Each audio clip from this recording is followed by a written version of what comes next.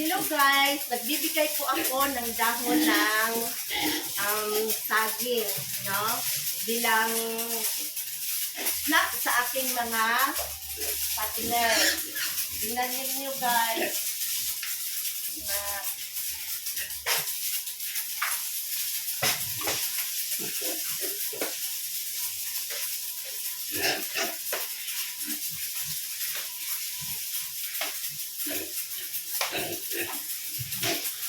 oh, paligid lang din natin guys. Tignan mo.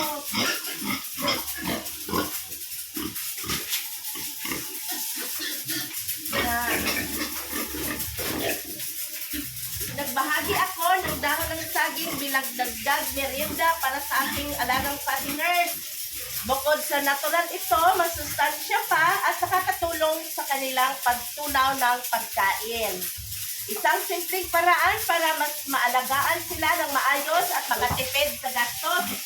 Kahit sa simpleng dahon lang, may malaking epekto sa kanilang kalusugan at paglaki. No? Tingnan mo mga guys.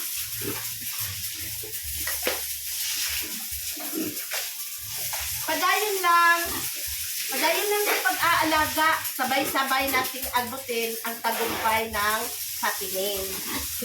Thank you and good day!